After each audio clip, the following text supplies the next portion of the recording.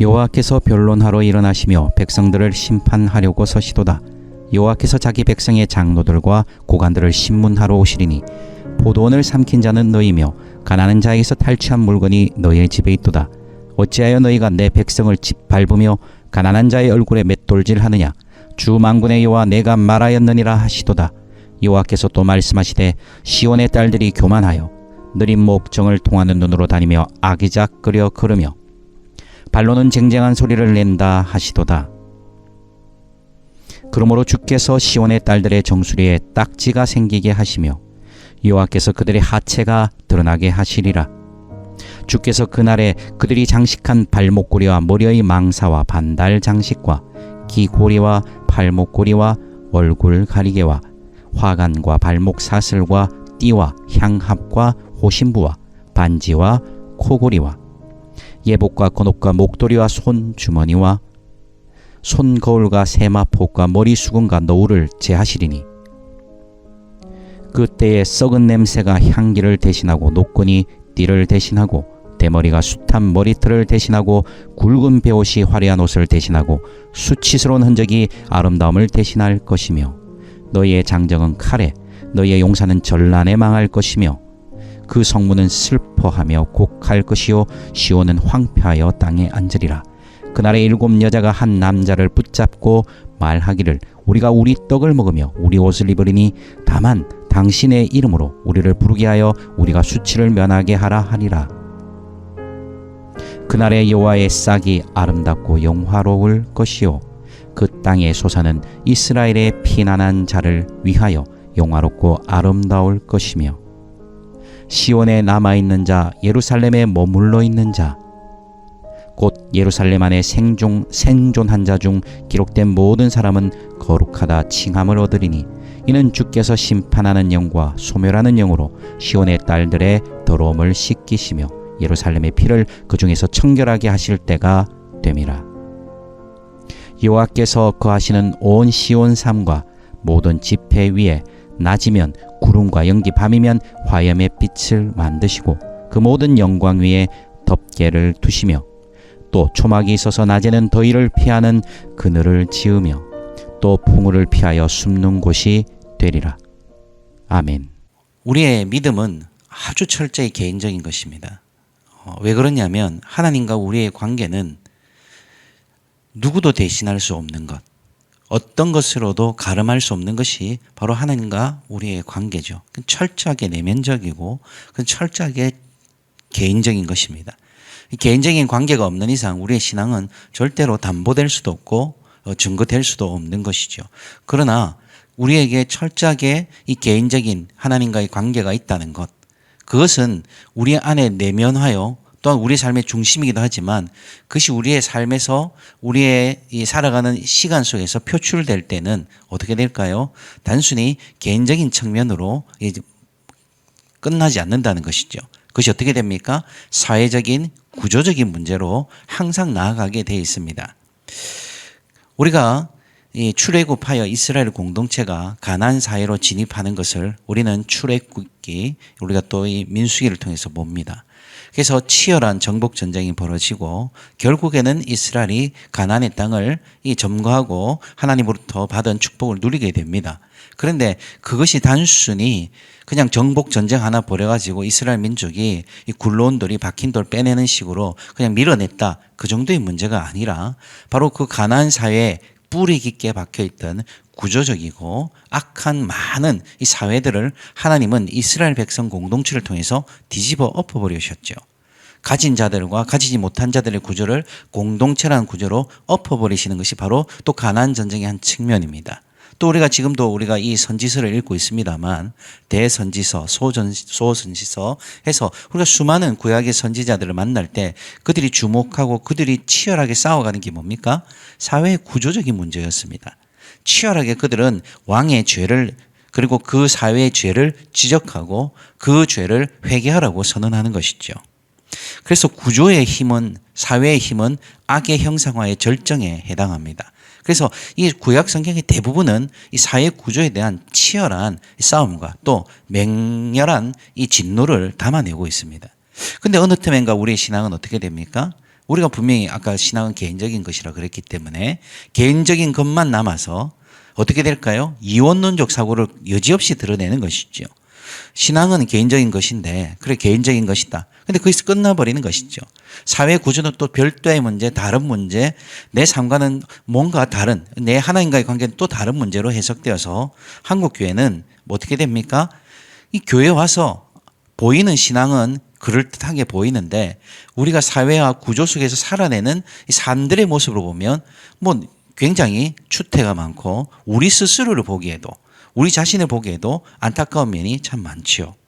오늘 하나님이 이 이사야 선지를 통해서 어떻게 하십니까? 13절에 보십시오. 변론하러 일어나시고 심판하려고 쓰시도다. 이게 뭔 말이냐면 고발하고 고소하겠다는 것입니다. 하나님이 어떻게 해요? 주의 백성들을 고발하시겠다고 일어나십니다. 내가 너희를 반드시 고발해버리겠다라고 하면서 이 고발의 죄목이 이제 14절, 15절에 나오는 것이죠. 하나님이 무엇에 그렇게 진노하시고 하나님 무엇에 그렇게 분기탱천하셔서 이렇게 너희를 고소해버리겠다라고 이렇게 일가를 외치시는 겁니까? 예, 14절 보십시오. 자기 백성의 장로들과 고관들을 신문하러 오시리니 즉 그 시대에 가진 자들, 그 시대에 이 구조적인 사회적인 변에 있어서 이 상류층을 점하고 있는 자들을 향해서 오신다는 것이죠. 고발하시겠다는 겁니다. 그래서 무엇을 죄목으로 고발하십니까? 포도원을 삼켰다. 예, 포도원을 삼켰다라고 할 때 이 삼켰다는 단순히 한번 꿀꺽했다 이런 뜻이 아닙니다. 점점점 계속적인 과정을 통해서 이 천천히 이 뿌리 깊게 이 포도원들을 삼켜갔다는 것이죠. 즉 뭡니까? 시간이 갈수록 이 포도원들, 이 땅이거든요. 어쨌든 이들의 경제력, 이들의 재산, 이들의 모든 이 물질들이 어떻게 돼? 점점점 증가했다는 것이죠. 그에 비해서 어떻게 됩니까? 가난한 자들은 어떻게 했죠? 탈취했다는 거죠. 예. 가난한 자들은 탈취를 당합니다. 이 가진 자들에게 탈취를 당해서 이 탈취당하는 것은 하나도 남김없이 빼앗기다 이런 뜻이거든요. 그리고 이 가난한 자라는 것은 어떤 것이냐면 특별히 경제적 관계에 있어서 이 밀려난 사람들. 요즘 단어로 치자면 경제적 약자. 이렇게 볼 수 있습니다. 그래서 그 구조 속에 가진 자들은 점점점 가지고 가지지 못한 자들은 점점점 가지지 못하는 것을 넘어서 다 빼앗겨버리는 구조. 그 사회, 이스라엘의 이 탐욕적인 사회를 하나님은 뭐라고 얘기하시죠? 고발해버리겠다. 내가 너희를 고소한다. 내가 너희를 심판하겠다라고 선언하시는 것이죠. 그래서 이 15절에도 보십시오. 어떻게 합니까? 이 구조악이 그리고 그 위에 있는 가진 자들이 어떻게 하죠? 내 백성을 짓밟고 그들의 얼굴을 맷돌질했다. 아주 야만적이고 아주 무서운 이 모습들이죠.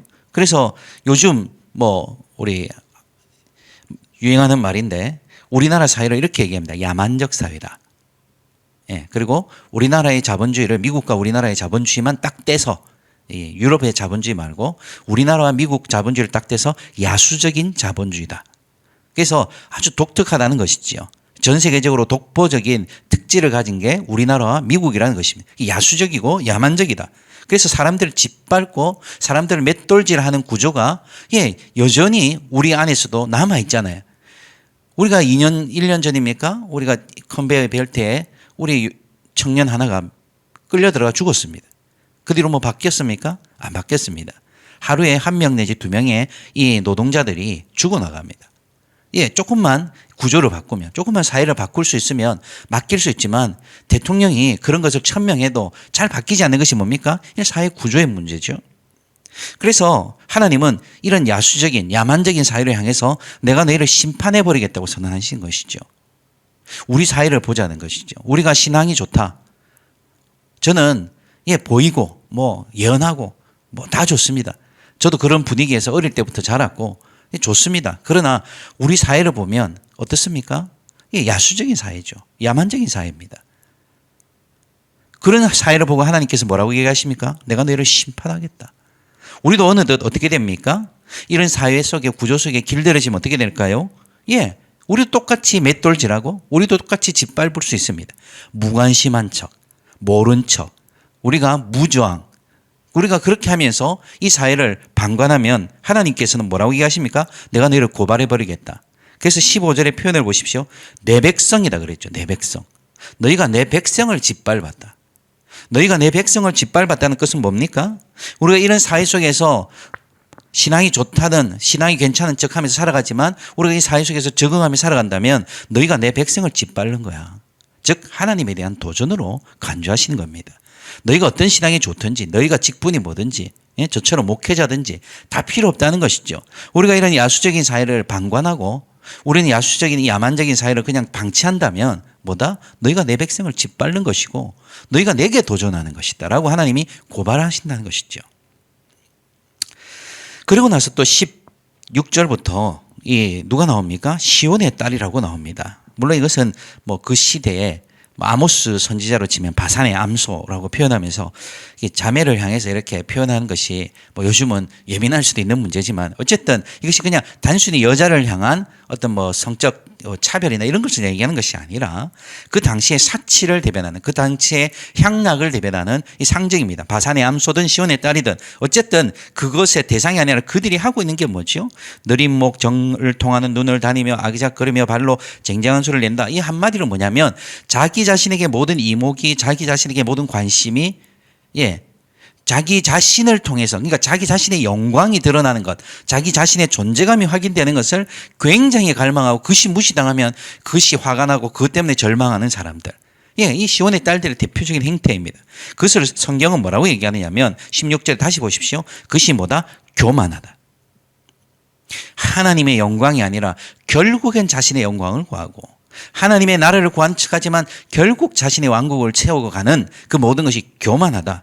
그리고 그들은 무엇을 통해서 합니까? 이제 뒤에 쭉 보면 18절, 19절, 20절, 21절 우리가 짧게 읽었던 23절까지 보면 수많은 이제 말들이 나오죠. 이렇게 액세서리들이 나오고 이 화려한 장식들이 나옵니다. 쭉 나옵니다. 뭐 귀걸이, 발목걸이, 얼굴가리개, 발목사슬 뭐 요즘으로 쳐도 이해가 될 만한 여러 가지 사치품들이 등장하죠. 그런 사치, 향락 이런 것들을 탐하고 원하고 그것을 가집니다. 근데 아까 우리가 앞에 봤던 13절, 14절은 어땠습니까? 15절까지. 가진 자들은 더욱 이 가난한 자들을 짓밟아서 더더욱 편안하고 안락하고 유연하고 굉장히 여유 있는 삶을 추구하는 것이죠.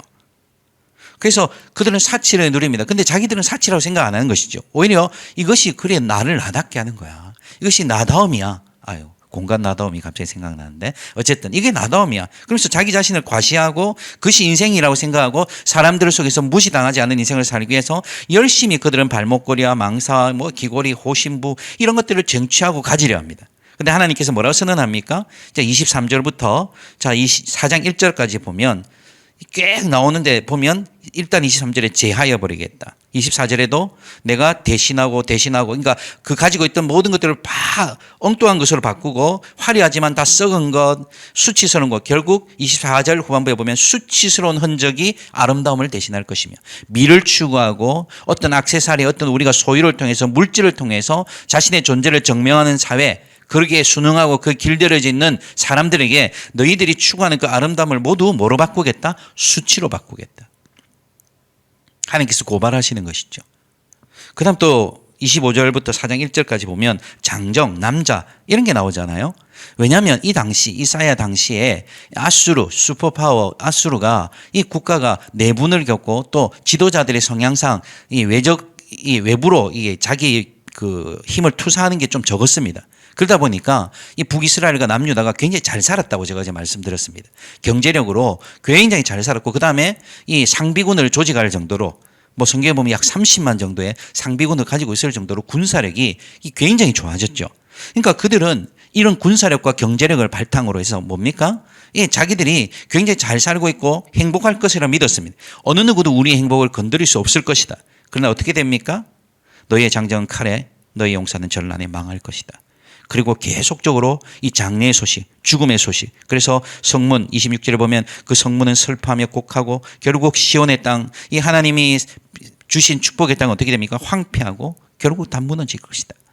그들이 믿고 있었던 군사력도 순식간에 붕괴됩니다. 그래서 이 4장 1절에 보면 7여자가 한 남자를 붙들죠.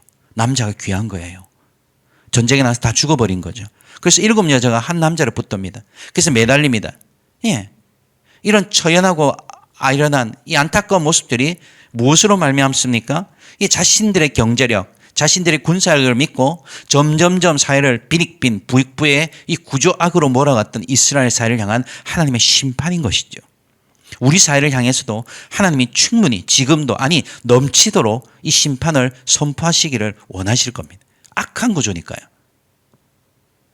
그러면 그런 심판의 날에 누가 남습니까? 자, 4장 2절부터 6절까지 보십시오. 2절에 보면 어떤 날요? 그날에 하나님의 날에 누가 있습니다. 3절에 보니까 시온에 남아있는 자, 예루살렘에 머물러 있는 자, 예루살렘 안에 생존한 자, 즉 하나님의 심판과는 다른 영역에 있는 사람들이 나오죠. 그들이 누구라 그럽니까? 3절 후반부에 보니까 거룩한 자들이다. 이 거룩이란 단어를 우리는 자꾸만 오해할 때가 많습니다. 거룩이란 단어는 여러 가지 뜻이 있는데 우리가 가장 쉽게 이해할 수 있는 단어는 그거죠. 하나님이 뭐라고 말씀하시죠? 내가 거룩하니 너희도 거룩하라 할 때 그 거룩은 이 거룩이라는 단어가 누구에게도 통제를 받지 않는다는 거죠. 하나님은 거룩하십니다. 그래서 어떤 것도 하나님을 통제할 수 없죠. 우리 보고 얘기하십니다. 내가 거룩하니 너희도 거룩하라고 말할 때 이 거룩은 뭐겠습니까? 하나님 외에는 누구도 우리를 통제할 수 없도록 만드는 상태, 그게 뭐라는 거예요? 거룩입니다. 우리가 도덕적인 죄를 안 짓고 짓는 이런 차원으로 거룩의 문제를 따지면 안 된다는 것이죠. 그는 가장 밑바닥이고 가장 이 핵심적인 것은 뭡니까? 하나님 외에는 그 누구도 그 무엇도, 그것이 물질이든 그것이 어떤 형태의 무엇이든 사람이든 어떤 심지어는 하나님의 이름을 빙자한 영적인 것이든 그것이 나를 통제하지 않고 오직 하나님만이 나를 통제하는 게 거룩이거든요. 그래서 이 때에, 하나님의 때에, 심판의 때에 남아있는 자들 누구라는 것이죠? 거룩한 자라는 것입니다. 그 거룩한 자들에게 이 주어진 것이 뭡니까? 2절을 다시 보면 아름다울 것이요 영화로울 것이요. 예, 두 번이나 반복하죠. 아름답고 영화로울 것이다. 그들에게 주어지는 것이 정말로 찬란할 것이며 그것이 진짜 행복이며 그것이 진짜 아름다움이고 그것이 진짜 존귀합니다. 사람들은 어떻게 했습니까? 사치품을 덕지덕지 발라서 자신의 뭔가를 확보해서 자신의 소유를 통해서 자신의 존재를 증명하려고 애썼잖아요. 시온의 딸들이 그랬습니다. 예. 그리고 가진 자들은 더욱더 가져서 짓밟고 맷돌을 돌리면서까지 자신의 소유를 확보하려고 했습니다. 그러나 그것이 영화롭지 않습니다. 그것은 어떻게 됐습니까? 수치가 됐지만 하나님 앞에서 거룩한 자들은 어떻다고요? 찬란할 것이요 아름다울 것이요 영화로울 것이다. 그러면서 4절에 보면 주께서 심판하는 영과 소멸하는 영으로 무엇을 씻기신다? 앞에 언급했던 그 사치와 향락의 사이를 씻기시고 예루살렘의 피는 뭘까요? 예, 폭력이죠. 힘으로 가진 것으로 가진 자는 더 가지는 빈익빈 부익부의 이 폭력적인 사회를 어떻게 하시겠다? 청결하게 하실 것이다. 그것이 언제입니까? 바로 하나님 나라의 때죠. 예수님께서 선언하신 것이 뭡니까? 하나님 나라잖아요. 우리를 통해서 하시고자 하는 것이 뭡니까? 하나님 나라잖아요. 우리가 이 땅에서 유토피아를 건설할 수는 없습니다. 그건 불가능하다는 우리가 잘 압니다. 그러나 예수님께서 이 땅에서 그러면 불가능하시기 때문에 병을 치료하지 않으셨습니까? 사람을 살리지 않으셨습니까? 아니죠. 끝까지 주님이 부르시는 그 하나님이 부르시는 그날까지 십자가의 사명 다 감당하신 것처럼 우리에게도 주어진 사명이 뭐겠습니까? 예, 주님께서 이 시온의 딸들의 더러움을 씻기시고 예루살렘의 피, 이 폭력적인 야만적인 사회를 정결하게 하실 때 우리가 쓰임받는 것입니다. 우리가 그것을 주도하진 않지만 쓰임받는 것이죠. 그러면서 우리에게 주어지는 복이 있습니다. 5절 6절 뭡니까? 예, 하나님께서 우리에게 이렇게 약속하십니다. 5절 후반부에 보면 내가 너희들을 덮어주마. 내가 너희들의 커버가 되어주마. 내가 너희들의 인생의 보호막이 되어주마. 그래서 6절에도 보면 초막이 서서 낮에는 더위를 피하는 그늘을 지으며 풍우를 피하여 숨는 곳이 되어주마. 우리의 유일한 보호막, 우리의 유일한 자랑은 뭘까요? 예, 사람들이 생각하는 것처럼 물질과 사치와 여유와 향락과 그런 안정적인 삶이 아니라 하나님의 나를 구하고 하나님의 나를 기다리며 거룩한 삶을 구하고 하나님의 말씀 아래 하나님의 임재 아래 엎드리며 보호받는 그 삶이 영화로울 것이고 아름다울 것이다. 이것이 우리에게 주시는 복이요 소망인 것이죠. 오늘도 이 나라를 위해서 이 사회를 위해서 기도할 뿐 아니라 우리 자신을 냉정하게 돌아볼 필요가 있습니다. 우리가 나이가 들어가고 세월의 무게가 가져갈수록 우리는 어떻게 변하고 있을까? 우리도 점점 이 예루살렘 피에 익숙해지고 있는 것은 아닐까? 시온의 딸들의 삶의 그 구조에 우리가 익숙해지고 있는 것은 아닐까? 우리가 구할 것은 이 땅의 나라와 영화가 아니라 바로 찬란하고 아름다운 하나님의 나라입니다. 그래서 붙잡고 살아가는 우리들이 되기를 원합니다. 기도하겠습니다.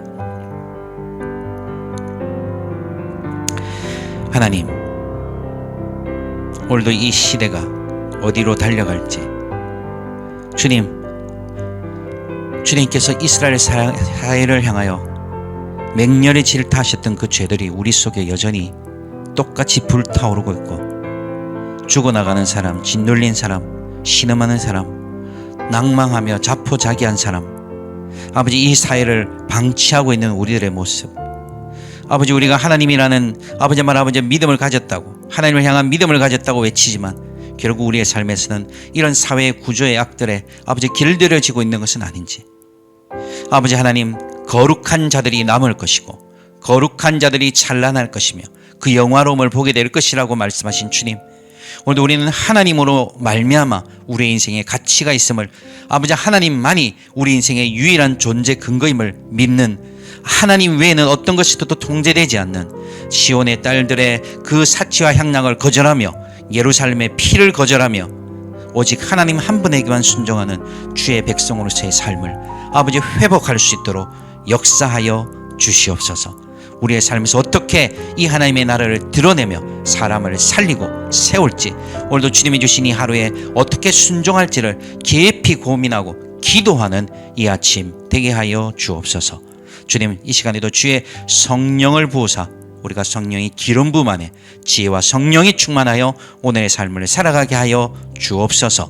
우리의 기도에 응답하실 하나님을 찬양하며 예수님의 이름으로 기도하옵나이다. 아멘.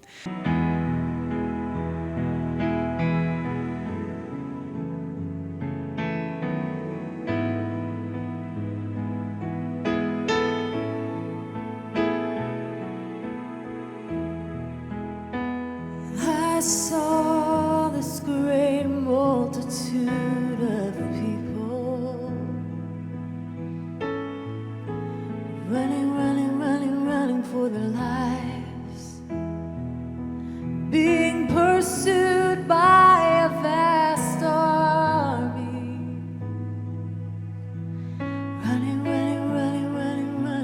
running for their lives. And I saw the Lord open the heavens and pass out all of these staffs. He placed the staffs in the hands of the people that were running.